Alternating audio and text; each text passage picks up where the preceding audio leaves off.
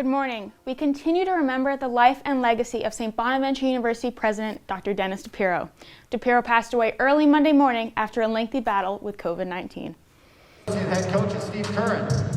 The St. Bonaventure men's basketball team took to the Riley Center court just hours after DePiero's death to face the Dayton Flyers. And the university's president front and center on everyone's mind. The Bonnies wore special pregame shirts for DePiero and memorable DD patches on their jerseys. The president's cardboard cutout even had a courtside seat for the game. Bonnie guard Jaron Holmes making a personal tribute to DePiero. We lost a great man. But I keep telling people this more. He was our boss, but he was more of he was a friend. The person you knew was the way he led. He was always approachable. He was walking around campus talking to everybody. He exuded what it was, what this place was about.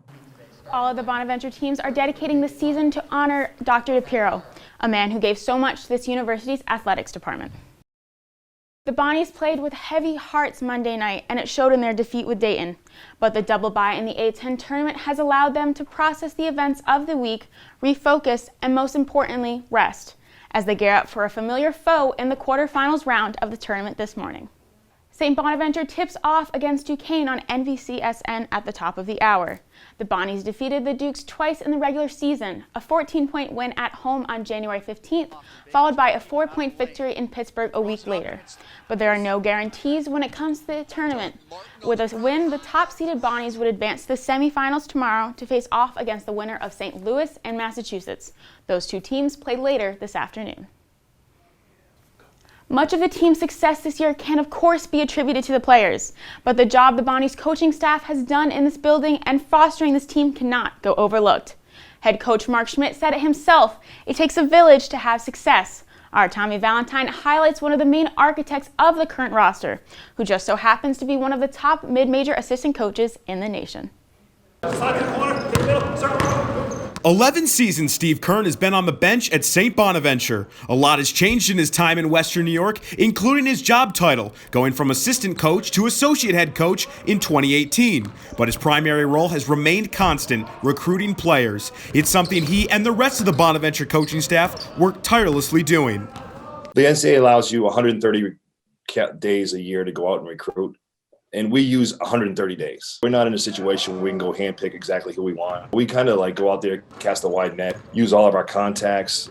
Kyle Lofton, Dominic Welch, Jaron Holmes. Those are just a few of the names on this year's team Curran had a hand in recruiting. In the case of Lofton, it was the relationship he forged with Curran while at Putnam Science Academy that led to his decision to take his talents to SBU. It seems like he cares about you as a person.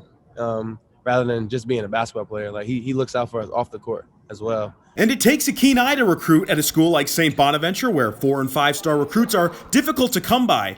But Curran has developed that eye after years of practice, earning the trust of Mark Schmidt to take the recruiting reins. We got to recruit under the radar guys, guys that we feel have a high upside that aren't there right now. It's a talent, being able to evaluate. Not everybody can do it. At this level, evaluations is everything, and he's done a really good job for us. The focus right now, of course, is on this historic season the Bonnies are in the midst of. But should a head coaching opportunity arise in the future, Curran feels he's prepared to make the jump. I think I'm ready to become a head coach. I know I can do a good job. I've learned from the best. I've proven that I can recruit talent.